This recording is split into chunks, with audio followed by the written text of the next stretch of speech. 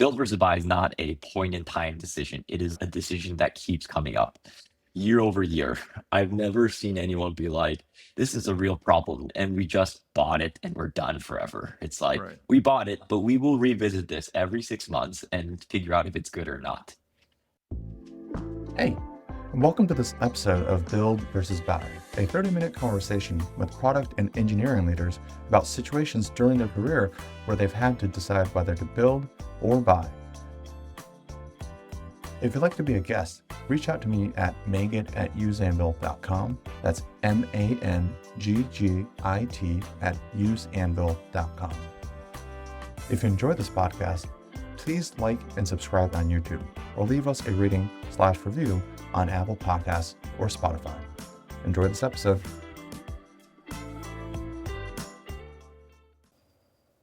Hello, and welcome to another episode of the Build vs. Buy podcast. I'm your host, Mangit Ng, co-founder and CEO of Anvil, the fastest way to build software for documents.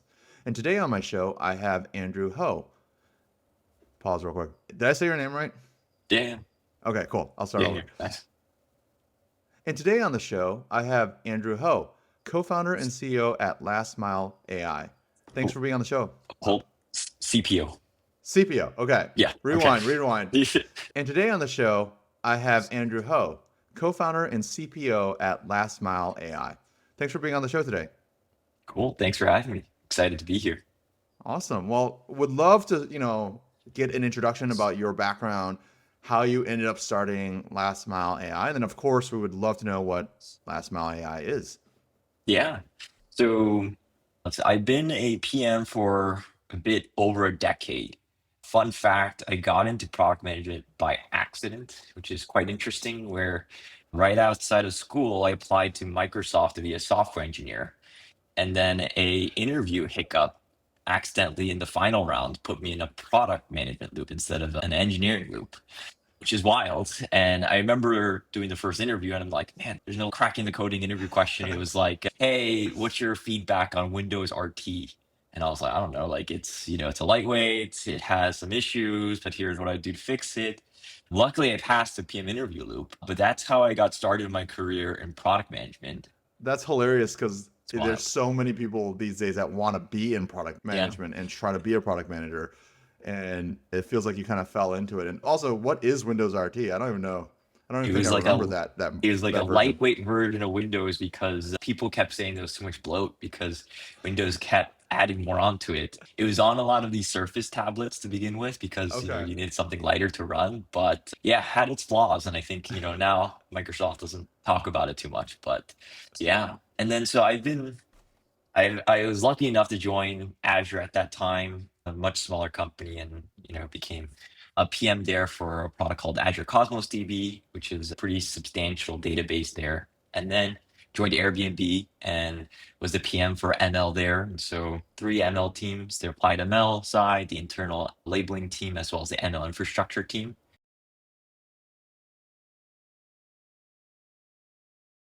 Then went to Facebook and I managed a team of PMs there that worked on AI platform and AI infra. And then finally started this with some coworkers of mine at Facebook. Now we're, full momentum ahead with Last Mile AI. Cool. Well, yeah, share a little bit more about Last Mile AI and Yeah. what you guys do, how you ended up building Last Mile AI. Like, why was this the idea that you wanted to work on? Yeah. So we've worked in the ML space for quite some time, about me personally, 7+ years. And one of the hardest challenges is always productionization of ML into products, into real use cases. And sometimes the companies just call it research to production, research to applied ML. Big problem across all companies is that Airbnb, we had this problem. Uber also had this problem. Facebook has this problem. Everyone had this problem. And so with generative AI starting to take off, I think that's when, like, the same month that ChatGPT started getting popular, the first intuition we had was it's going to be really difficult to put this into prod. Not only are the generative models much more prone for the generative aspect, or some people like to call hallucinations, but that unpredictable behavior makes it really difficult to build applications with it. And so we just kept calling this problem the last mile problem, and we're like, we should solve this last mile problem. Yeah. And that's where our name came to be, which was Last Mile AI. And we were like, let's solve the last mile problem with Last Mile AI. And we started the company. And the first few months of the company, we just started asking a ton of companies, like, what's blocking them from getting these apps into production? And the big thing that they mentioned was they needed to do more testing and evaluation. They weren't sure if it's good enough. And for companies that are a little bit cautious with, brand reputation, their customers leaving because of a poor experience, it's not good Mhm. enough to just eyeball check, is that good or not? They wanted something a little bit more robust. And so we have a platform out there that helps them with testing. And funny enough, as companies are thinking about that, not, I guess, not so much build, but the buy phase for LLMs, which Yeah. LLM to use, our platform plays a role there so that you can identify which is the best to use with testing and evaluation. Got it. So you guys help organizations test and evaluate the LLMs that they should be using for their specific use case. Yeah, Interesting. LLMs as well as the entire application. So if I'm building a chatbot, right, and I can't release it to customers unless I know that it's above 95%, as of today, it's extremely difficult to do that. Most people will just try to spot checks in conversations, but they can't actually prove it's doing well or not. And they're always Hmm. concerned it's not doing well. And so we provide the platform to make that more robust. And we use small language models to do it. Got it. That's funny. I was talking to a friend of mine who was currently visiting in town, and Yeah. he also did ML at Facebook, Yeah. and he was commenting about how it's kind of funny with all these generative AI models where if you want a different answer, just ask it the same question again, and maybe it'll Yeah. give you the different answer that you Yeah. wanted, Yeah. Yeah. which It's does, bizarre. Yeah. yeah, Yeah. it Yeah. makes it very difficult to productionize and build a reliable product around, right? Yeah. There's clearly the kind of like well publicized versions of this where certain LLMs are providing, you know, answers to questions that it probably shouldn't be, right? So Yeah. Yeah. that's I think the best one I saw was a customer support chatbot write a paper on the Civil War for a student who decided to hijack that chatbot for answers. And so, people are creative. They're able to get what they want from wherever AI is used. yeah, no, absolutely. And you mentioned something else interesting. You said you guys use small language models to kind of Mhm. like test these large language models. Can you just talk a little bit about that and help me understand how that works? Yeah, really good question. So the threshold for a large language model and small language models kind of changing over time as the bigger models get larger. A kind of defined way to gauge the size of the model is the number of parameters. When you look at some of the largest ones, you have Llama 3.1 at 400, just a hair over 400 billion parameters. Not well publicized, but a lot of the like OpenAI and other folks have, I think, even more parameters than that. Ours is about 400 million, so a factor of 1,000 less. They're also not generative models. So we've been in the ML space for quite some time, and so we know that generative models is just one aspect of it. The world Hmm. actually still makes most of its money off of non-generative models, right? Right. Those are like your spam filters, those are your ads, your personalization, your search. All of that was non-generative models, and they still fuel most of the world's kind of innovations there. So we use a classical NLP style model, encoder based one, for determining whether the answer is right or wrong, whether it's hallucinating or not. And it's a much more predictable and reliable way of doing it as opposed to a generative one, which is, it's like asking a chatbot, like, do you think this is right? And they'll be like, yeah, I think it's right. Okay. Yeah, I Confident don't that this is know. right. Is it right? Like, Yeah. said it's right, but is it right? I don't know. Yeah. Well, if you say Yeah, so, exactly. But you're the one who made that answer, right. so I'm not sure now. Honestly, maybe LLMs should just be CEOs. That seems like the skill that CEOs need to have, say things confidently, Confidence, regardless yeah. of whether it's right. Yeah. And then, if someone asks, like, well, I don't think that's right because of this info, then confidently, you're right. Let's like steer it. Yeah. Let's reword it. And this is what I actually meant. What's the saying? Strong opinions weakly held. You got to be very Exactly. strong with your opinion, but Yeah. flip flop whenever it's Yeah. befitting. Whenever convenient. Yeah. Yeah, funny. Cool. That's super interesting. I'm glad that there are companies like yours out there helping us, test these productionized models before they go out into the wild and Exactly. possibly get released to the world, right? So Yeah. But let's pivot the conversation to the meat of today's discussion, which is always build versus buy, kind of Mhm. thought process behind that, and how you decided in your own experience to whether build or buy something, right? Yeah.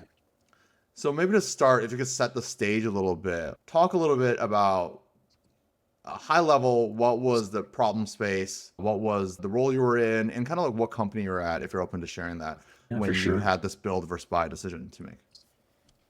Yeah, I think a good one is back when I was at Airbnb. And the reason why I think Airbnb is the best one to talk about this is because both, I guess, Meta or Facebook and Microsoft were very big on building. They're such massive companies that there are always a team internally that has built something similar enough, or they're always kind of just the headache of getting all the approvals was so high that it was, well, always, almost always worth building as opposed to buying. Now, It seems, Airbnb was unique. Oh, go ahead. let's jump in real quick. It also seems Yeah. like Microsoft and Meta have very strong kind of like engineering cultures. And so the engineers are probably like, oh, I could just build that. And I think the common trap that we as engineers, myself included, present company included, often fall into is that building the initial V1 of it is quite easy. Yeah. Getting that last mile, pun Yeah. intended, Nice plug. done before. I was just working up to that this whole time. Yeah, yeah, Getting nice. that last mile of testing and maintenance and getting that product out the door is the hard Yeah. part, right? So, yeah. I also think, you know, I think companies like Airbnb and others, I wonder if it's also partially scale, right? Hmm. Because at Facebook, we always knew that there would be, hundreds of engineers who might use something like this. At Microsoft as well, like you build it once and you're like, oh, there's so many teams that like it's gotta play out value. And it's Yeah. better to have something that's custom for the company than to buy something outside because even the cost, with most of it being consumption based, will explode at some point. And so at Airbnb was interesting because we knew that like it was capped. Like the employee engineering size is not that large at the time when I was Hmm. there. And so it becomes much more of a serious decision of, build it or buy it, and what do you optimize for, what time scale and number of users, all those type of things. So yeah, I can talk about a good kind of build versus buy decision at Airbnb. Yeah. Well, actually, Yeah, before we dive in, I do sure. want to unpack something you mentioned because, again, Meta and I was saying Meta and Facebook, Meta and Microsoft, the ratio of engineering to the rest of the company is just much higher than maybe I would assume a company like Airbnb. Yeah, Airbnb is probably a little bit more evenly split amongst all of the disciplines in order to run yeah, the business. So it's just a different organization, right, to right. begin with. Yeah. That's They're all tech 100% right. companies, but Yeah, there are operationally focused tech companies, there are yeah. marketplaces like Airbnb, and then there's like pure tech companies. Yeah. And It yeah. also is, I do wonder also if it's historical, right? Because when you think about Microsoft and Meta, they became in a time where there was no cloud. There was Right. no use cloud offerings to accelerate growth. It was like build your own servers, install your own operating system, build it from Yeah. scratch. And so everything is so custom from the ground up that, you know, it is very common to try to do something there and it doesn't work for that company. And so they have to build anyway. Why even Right. go through the build versus buy scenario when we know we have to build all the time, or at least 90 to 95% of the time? Then it feels like a waste of time to go through the exercise given that, it's Yeah. always going to be built. Yeah, Well, what's I what were mean, we for Microsoft, you were literally building the operating system at that point, yeah, right? I mean, but even at that stage, let's call it was a 1970s, right? They were still yeah, doing the build versus buy decision in a sense that Microsoft clearly did not go into the hardware side of it. So it's just like a different yeah, level, right? So they weren't building servers, they were just building the operating system, or like yeah, they weren't building computers, they were building an operating system that operated on top of those hardware devices. So I think the levels of abstraction that we have today are just so much broader and yeah, cover so much more surface area than a lot of these companies had. And even like for sure. Meta 20 years ago, right? It was like I said, there was no cloud. they were running their own kind of like Their own server servers to run racks. everything, right? So Yeah. it is funny. It always reminds me of the security review question that I get whenever I work with large companies. It's, do you have a lock on your server room? It's like, I don't have a server room.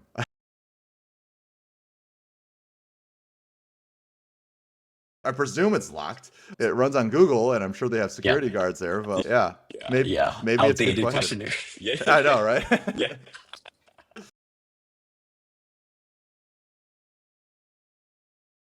Yeah. So laying out the premise a bit for a solid build versus buy at Airbnb. So a little bit of context. When I was at Airbnb, I started off with the ML infrastructure team. Then we kicked off an applied ML team. And then towards kind of the latter half of the ML, the applied ML team, we really needed labels. And there was twofold. One was, do we generate labels internally or do we try Mhm. to source externally, right? There is at that time Scale.ai, Flower, a few of these labeling companies. And that's not the key build versus buy because of the data and nature of the data and the sensitivity of it, we had to go with internal labeling. Mm, Now the question with internal labeling was, do we build or buy the tools to actually mhm, label? And so a lot of the times for data generation, especially less for generative AI, but for the classical ML, it was how can you procure labels that are high quality at a very fast rate?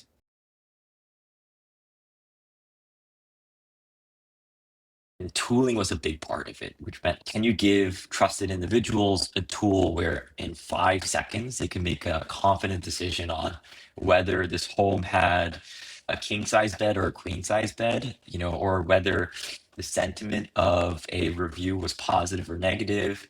And this is kind of the problem statement we had, which was we have to invest in a tool to optimize people's time, mhm. always the most expensive thing. And do we build it internally or do we buy something?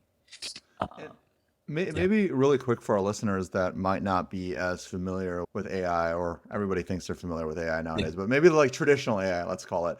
What is labeling and why is it important? Like, why do you need to invest so much effort into labeling of data? Yeah. Yeah. So labels are very important for training models that are going to do some type of supervised training. So essentially, you're giving it examples of correct answers and incorrect answers. So a model can start learning the intuition that's there. It's with pretty much any model out there. This is a primary practice. And so an example would be like, I hate it here. And somebody needs to label this with a negative sentiment. These things pretty bad. They don't like it. Yeah, Versus I love my job. I'm killing at it. Right. And that's like a weird one because like it has the word killing in it and that's right. negative, but the overall sentiment is extremely positive. And so somebody needs to label that as positive, and then you can train a model to understand those nuances so that it can do a sentiment analysis for you. And how Mhm, is that important? So that's really important because once you have the sentiment analysis model, you can put it anywhere, right? You can put it in games that have chat to figure out is someone spreading more hate, right? mhm. Anybody who plays games knows there's a lot of trolls out there who are just saying the meanest things. Their Yeah. teenagers are scary, and so you can put it there. You could put it in like public reviews. Is there cyberbullying happening? And so it's an extremely powerful model that needs to be trained off of labels so that people can understand and classify whether it is positive, negative, hateful or not, these type of things. And so labels are the backbone for it. Yeah. So essentially, you're training a model by giving it millions and millions, maybe even billions of examples trained on humans, and the humans have to tell the model like which direction this is going, right? Like what it is. Exactly. It's one thing to note is the billions is now more with the newer large language models. It used to not be as large as that Hmm. because the billions only really happens when you have to fundamentally understand language. Like Yeah. the learning is you have to understand language at a deep level. So you need tons and tons of data to feed so that it can learn language. And the nuance is all over the place, right? But other examples, you can probably get, tens of thousands to hundreds of thousands and get really good performance. You don't need to train the largest models in history to, Yeah. to learn language. Yeah, there's easier tasks and much more predictable. That's what makes LLM so interesting, that people can drive it to scale. Yeah, it also seems like a good pitch for these smaller language models in the sense that a lot of times you can solve the problems you're having Yeah. by asking a more concise and narrow question, therefore Yeah. allowing you to use less labels and getting just as good of an answer, right? Yeah, exactly. And there's no reason for your large language model to know how to speak, every language in Right. history because, I only ask it questions in English. So like that cuts out a lot of what it's learned in the model. And there's a lot of things inside there that, at least for purpose-built systems, you don't really need that information. And so the biggest question that everyone has is intuition says it will eventually go to small language models. The question is when, because it's just inefficient to run. Kind of a bulldozer for a small, backyard project. You don't need a bulldozer. Have you Right. thought about a hammer and a saw? You don't need this massive power tool for that. And so Yeah. the question is when will that kick in? And I think questions like that keep coming up with like DeepSeek coming out as well, which Yeah. is, when do we really need to keep scaling at this rate? Can things be done more efficiently? Well, it's funny. Well, you mentioned like you only ask questions to the model in English, and Yeah, even just in like real life, if you think of like when you're taking a language class and you're taught to say something in a certain way, and then you yeah, go to that country and everybody's laughing at you because nobody actually asks it in that way because yeah, you learn the formal way of asking it. And so yeah, just imagine that for English, which is I can imagine, I've worked with a lot of Germans historically, and they're very yeah, direct, they're very literal, but most hmm, Americans don't speak that way, right? So yeah, even those little nuances can kind of trip up some of the models. And yeah. I guess to your That's point on DeepSeek, it feels like a lot of it is just taking the root, that core model, and like distilling it down and modifying it a little bit to exactly, support the specific use cases that you're trying to implement it for. exactly. If you're looking at this model and you're looking at the weights and activations of it, most of the large companies are seeing that most of the weights aren't activated that often, right? It's mostly what if you have a very eclectic, how do I say this in like Latin type thing question, but Yeah, like most cases don't actually go to that path. And so, it's always nice to have a ginormous model that can potentially answer even really obscure questions. But right, in most business practices, it's along very common same lines, which means you can reduce it dramatically and yeah, reduce on costs. And the question that now most companies have is, can we have our own model for ourselves? Do we need to have OpenAI if we can just, build versus buy? And should we build our own small language model that runs within our system? If it could be, for 5 or 6 million, like DeepSeek, that we can have amazing performance, or do we have to leverage the model providers who right. make us sign exorbitant contracts? Yeah, Yeah, absolutely. And I think that's a good pitch for a lot of the tooling around this yeah, stuff, right? that's right. A company that's smaller isn't going to want to build all maybe the safety features, let's call it, right, for their Yeah, small models. So it'd be nice if somebody else could implement effectively compliance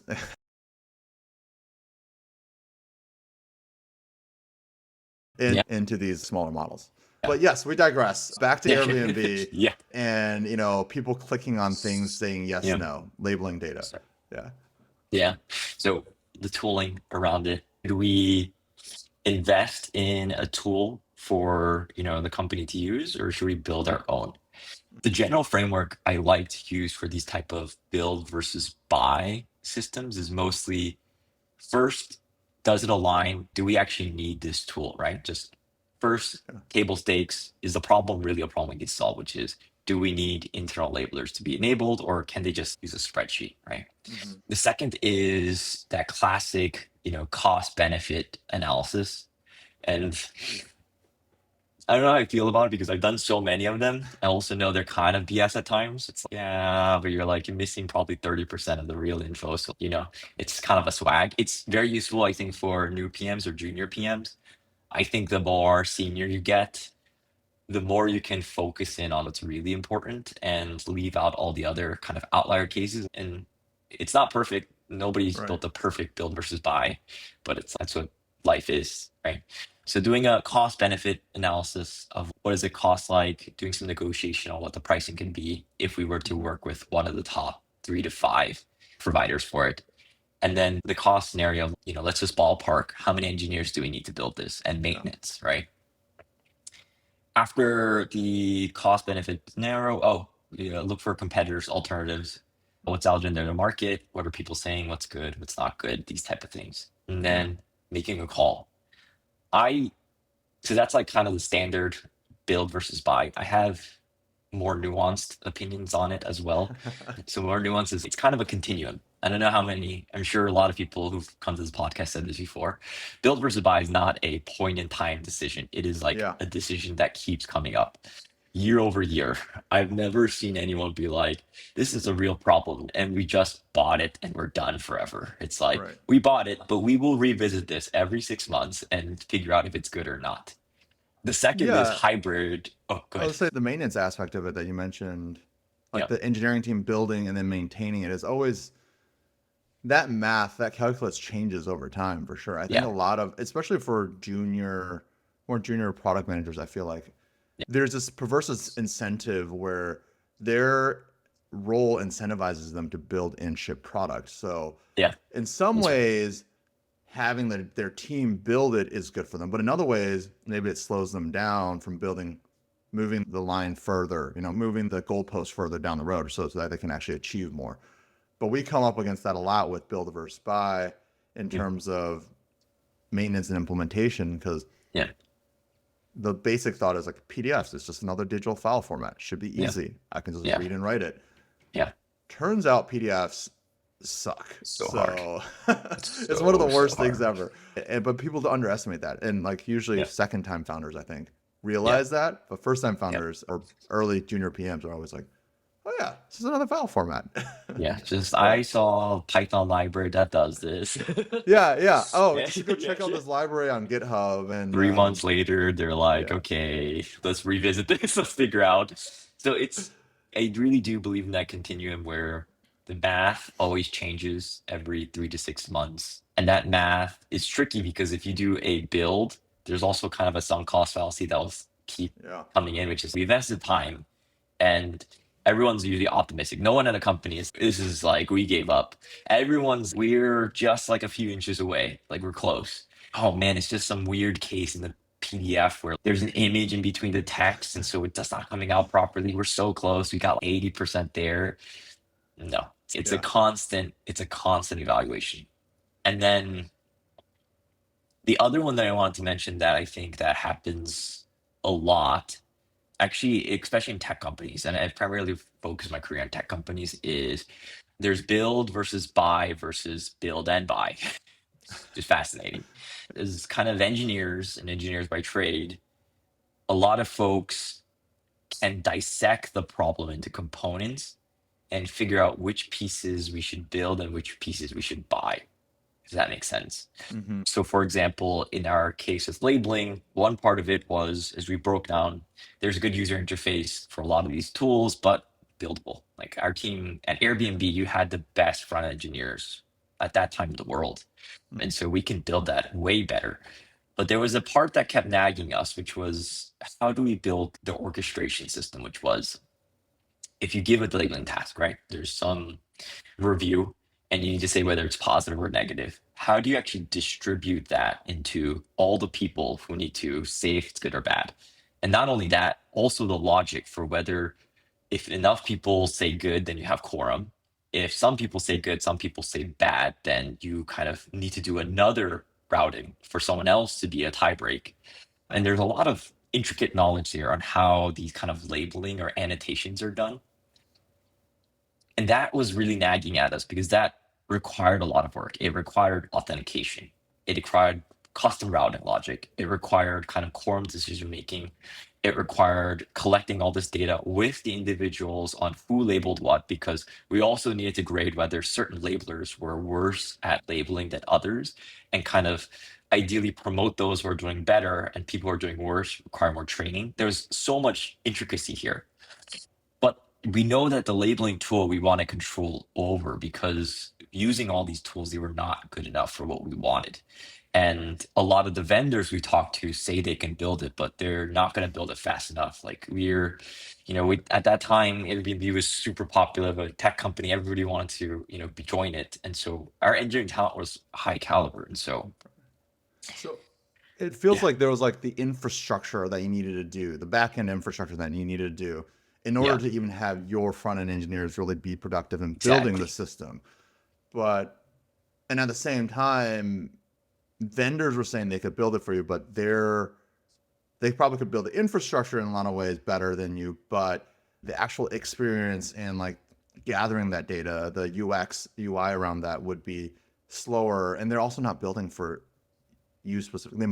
If it's a small enough team, they might be customizing the product for you. If they're trying to build a scalable business, they're not building the Airbnb labeling tool. They're building like No. the Well, generally available labeling tool.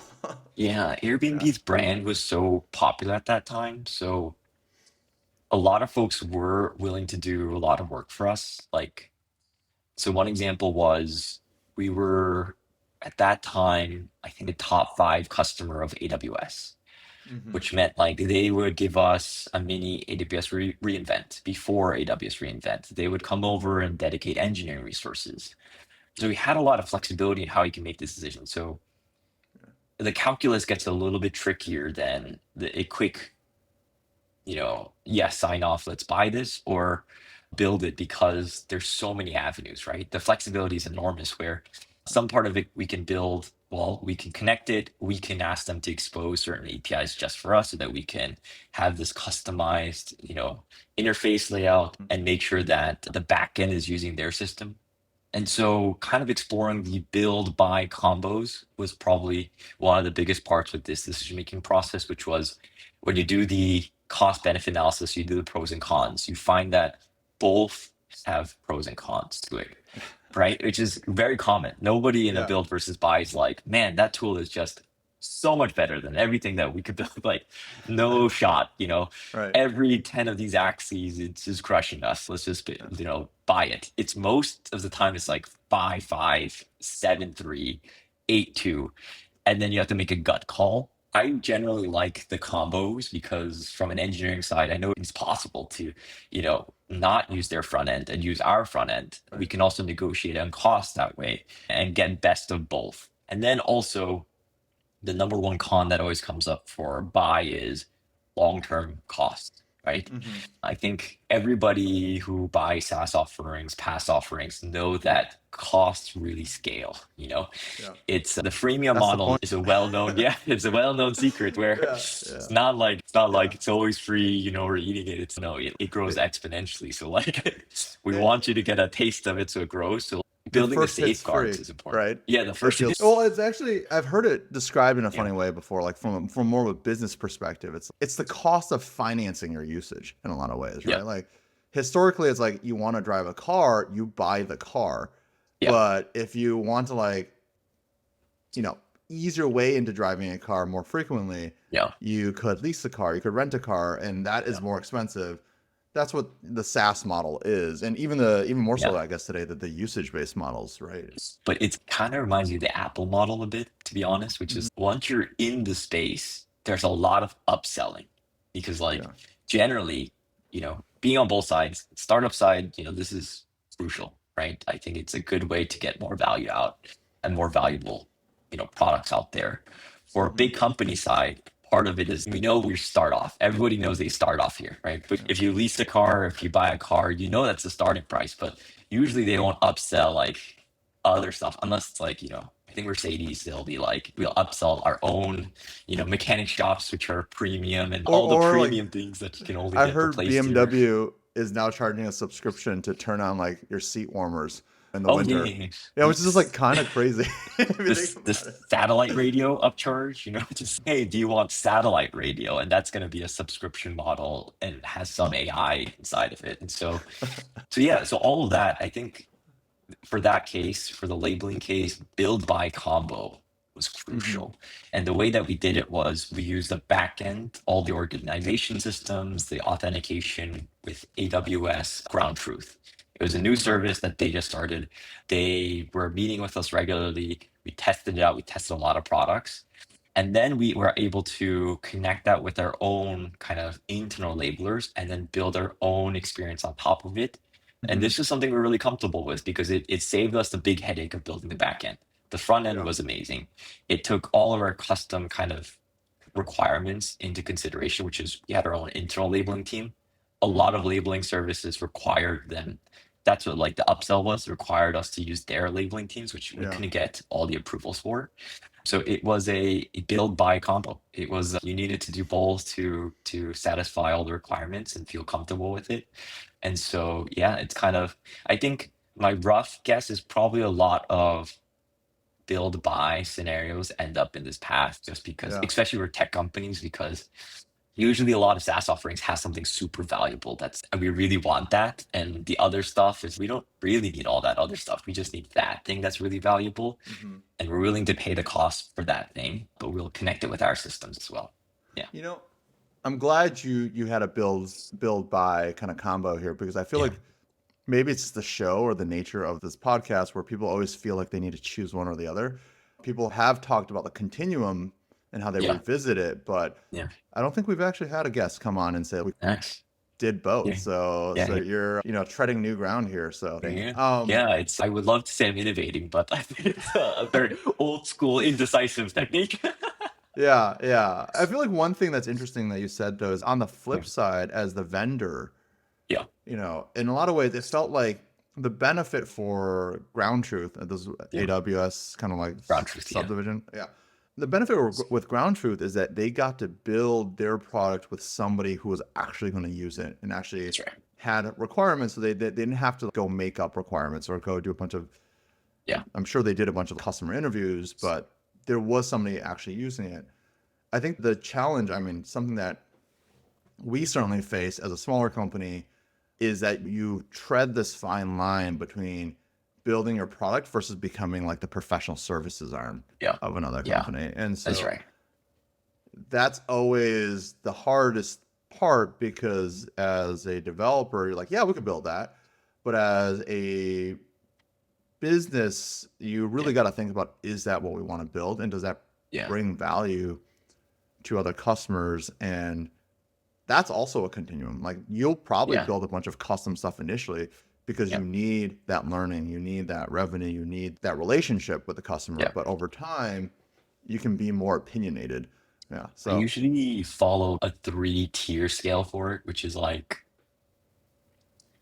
if a customer asks for something, the first one is okay, we can kind of have it as a one-off, mhm, right? And then and build it in a generalized way, but have it as a one-off. Don't need to have docs, don't need to support it in product, no SLAs, just as a one-off for that customer to unblock.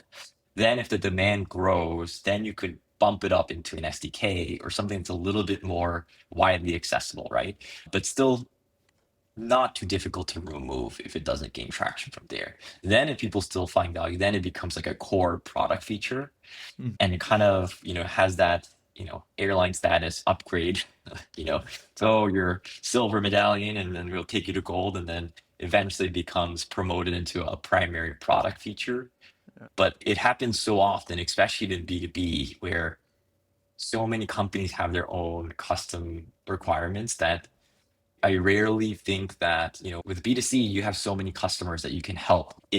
What's if I have to rank the number of customers who are asking for this or users, yeah, is it 10% of our audience? And that can be in thousands to tens of thousands, hundreds of thousands. For B2B, these are Fortune 500 companies. You're not going to say, right. well, it's 30% of them need to ask for this. It's okay. They're like, each one is a massive contract. So then you have to be like, let's build it as a one-off and then let's like keep a close eye and keep promoting it into the product if it's doing well. Yeah. But yeah, Yeah, no, it's kind of hard to turn that large contract away. I think the biggest challenge for a lot of like more technical founders is actually asking for the money or the price that you are providing, the value that you're providing is actually yeah, matching that price with a yeah, large customer. Because I think there is a belief, or maybe not belief, but just like kind of an ethos amongst developers. It's oh well, it took me 5 minutes to build. It should be yeah, worth nothing, or I can just make Yeah. a fork some repo online somewhere, and you undervalue the Yep. work you're doing oftentimes, and it Yeah. does take a little bit of like confidence and Yeah. guts to ask for that value in a lot of ways. Yeah. I think that's a lot of sense. So our ICP, our target that we always sell into is like directors or VPs. Mm. And the one nice thing that we always have with these individuals is they get that kind of broad perspective, which is very useful for us. So there are a lot of engineers who are like, I could build this 5 minutes and this does work for us. But then that kind of leaders, we have an org of 2 to 3,000 people. And Yeah. I've seen like 100 different teams say this, and it's not done. And this is like slowing us down. And I can't Yeah. tell each individual engineer who said I could go for 5 minutes to do it because they're not doing it. Right. And they can make a much more holistic decision broadly, which is why any of the enterprise contracts or B2B contracts that are signed are not with an individual, it's with that organization typically, because they see the broad applicability, which is nice, because that's when value accumulates, which is if I see 10 teams and 5 are going to get value from it, it's valuable. Yeah. Right. And you don't want your engineers, each of them building the same thing, taking No, 5 minutes to do it, because now you got 10 5 different different versions of it. PDF parsing things that all do separate things. They all kind of work but don't work, and then Right. nobody's maintaining it. And now you have to create a PDF team who's focused on it. And then you're just like, man, I really wish we just went and got a PDF parsing that works really well. I really wish that Adobe never released the PDF. And Yeah, some it ways I should. don't, because it gives us a business, but also Yeah. having suffered through it a little bit, I'm just like, maybe the world would have been better without PDFs. Yeah. Awesome. Well, Andrew, this was a really good conversation. We learned a lot. We went in a lot of directions, learned a lot Yeah. about AI, learned a lot about labeling, talked Yeah. about build versus buy around labeling. I think this is one that a lot of our listeners will really find an enjoyable conversation to listen to. I hope it's Now, helpful. Yeah. yeah, I hope so too. There's a lot of fluff out there, a lot of marketing out there around AI these days. And Yeah. where was I? I was on stage at some conference, and it was a panel, and one guy on there was like adamant that you should absolutely only ever train and use your own models. And he was saying this to a room of Model mortgage pierced. bankers. Yeah. And I was like, how the hell are they going to Yeah. train their own damn models? Go to Coursera. Everyone sign up to Coursera right now to learn. And I was like, part of me on stage was like, I kind of just want to disagree with him on stage, Yeah. but also I just kind of didn't, because it wasn't worth it at the end of the day. It all sounds like he would fight you to the death. Yeah. It's like, this doesn't make any sense to me. But yeah, so just wrapping up here, we always like to ask the guest to tell us something or share something that they're either personally or professionally really excited about that they're working on. So just share a little bit more about your day-to-day, something that you're excited about. Yeah. The thing I'm really excited about is I have this gut feeling that there's going to be a lot more builders coming up soon. You probably use AI for code development. I use AI for code development, and it feels like it is a 10x productivity booster. That a lot of things that I build in my spare time is now taking so much less time. And a lot of things where I'm like, man, I have to read up again on like how to build this. I'm just like using an AI system for it. So it feels like we're on the cusp of a lot of people who have really great ideas, who maybe like myself could not write all that code, and now they're able to produce those ideas. And so it feels like the era of builders is about to come forward. And that's really exciting, because I think with more of these builders coming into play, there's going to be a lot more personalized solutions. There'll be a lot of flooding, so you need to figure out what are good solutions, what are bad. But it seems like an exciting time for a lot more builders to get into the play and into the mix. And generally I always encourage a lot of folks who may have coded before, don't code as much now, to just dabble in it again and see how the world has changed, because there's a lot of cool things that you can do that I've haven't seen in over a decade, and that's exciting. And I think that's what it's exciting to be working right now. Yeah.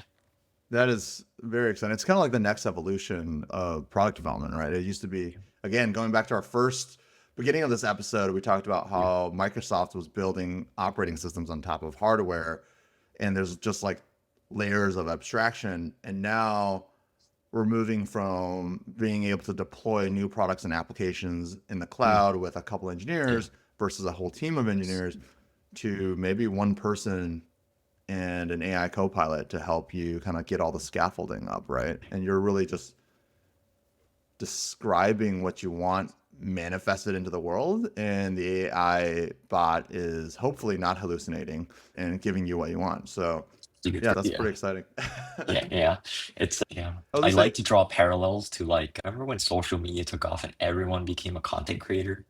yeah, actually, I was At thinking some the point, exact same thing just yeah, as you were saying it. Yeah, yeah. yeah, And once that happens, like I think YouTube still makes the most money because people are great at building content and they can yeah, amass massive amounts of content. It feels like there's going to be a little bit of shift as well where people are building all the time. And so it'll be exciting. It's nowadays you're going to have a lot more applications for purpose-built things that come out the way that it's going to be really stunning. Yeah. yeah. It's also, people are weird, right? And so you can always find your niche of people to watch your content. Yeah. And previously, those people just were not served because the only content you could consume was like primetime TV, right? Yeah, So, exactly. yeah, Modern primetime Family. TV was never going to have that person that's, showing Playing off all of games. his like Yeah. parlay bets, or yeah, or like Oh yeah, playing yeah, games or yeah, whatever, yeah. just on a YouTube channel. So, Exactly. So it's going to be fun. And the next 5 years is going to be really exciting. Yeah. awesome. Well, last question. We always like to ask our guests share a product that you've purchased recently that you Mm. either loved or would never buy again. So yeah, give Mm. us your sentiment score on this item, whatever it is. I don't know if it's really purchased, Mhm. but it's kind of tying back to that labeling story where there is a company called Ergilla. They were acquired by Hugging Face and they Okay. built the exact same labeling thing that I mentioned, just better than Yeah. everything else. And a really good labeling interface and super easy to install, have running on a server. And I just like blown away that a company is so in tune with the task that they're able to do something so well. That's probably been my favorite, which was like, it directly ties to that, buy versus build story that I mentioned. I didn't know how good people have gotten. And it's not compared to other labeling things out there, it's I think like better the tooling than anything Yeah. else I've seen. And I was just like, this is phenomenal. I'm so impressed by these individuals and how well they did and the user experience and everything. Like they just nailed it. As somebody who's gone through a thorough buy, build, pros, cons, I was like, man, they just nailed it. Like it Yeah. is phenomenal. If they charged, like it would be for sure worth buying it. And I'd be like, wow, they just know, I guess, the target audience super well. They've probably experienced the pain quite a lot to be like Yeah. just nailing the decisions in the product. Yeah. Maybe that does it ever make you second guess whether you should have done that as your startup? Is that a Yeah. different podcast? Should we do Maybe. another podcast? Yeah, the regrets no regrets Yeah, podcast. yeah. Yeah. My item that I recently purchased, and this is going to be completely out of left field, but it does Mm. relate to build versus buy, is we recently bought some doors for the Okay. house. And it's Okay. funny because there's been this huge trend towards open concept, Yeah. and with work from home, it just sucks. Like it's Yeah. impossible when the baby's crawling and you're trying to have, Yeah. multiple like meetings. So we bought some doors. I There were two interior doors and one exterior door. Mm. The first interior door I decided I was gonna build in the sense that I bought the door and installed it myself. True build. I didn't really build the door. The more authentic build, Yeah. not the code build, but build. The second door, I decided, oh, super confident coming in. I was Yeah. like, oh, I'm an engineer. I'm a DIYer. I know how to do Yeah. this. Decided I was going to install that door myself as well. And then I Yeah. completely shattered the glass when drilling. So that felt terrible. Had to buy another Oh. one of those doors. So I'm very happy that I'm buying on this last door, which is a front door. And what I mean by buying is we bought the door and we're buying somebody's services to help us install Yeah. it. Get a real professional in here to do it. Yeah. So I'm excited That's for a the good doors. lesson. That's a good Yeah. lesson. Build always seems like it's cheaper. Yeah, And it then you does. accumulate pain, tears. Yeah. get some gray hair, Yeah. and then you're Yeah. just like Arguments with your itching to buy. spouse. Oh, that's the biggest one. Yeah, it's not in the instructions. Why don't they put in the instructions not to do this? That's true. That's true. Yeah. So that's something that I bought slash, build slash Yeah, you did the made combo. lots of You mistakes. build and bought. I built and bought. Yeah, Yeah. At the end of the day, I did all of it. So with that, I want to thank you, Andrew, for coming on the show today. Real pleasure speaking with you. Learned so much, had a lot of fun. We talked about so many good things here. So thanks again for being on the show, and hopefully we can have you back at some point. Yeah, thank you for having me. This is a lot of fun. Cool. Thank you for listening. If you found this show valuable, you can subscribe to the show on Apple Podcasts, Spotify, or here on YouTube. We'd love if you could leave us a rating and/or a review, as that helps others find this podcast. See you next time.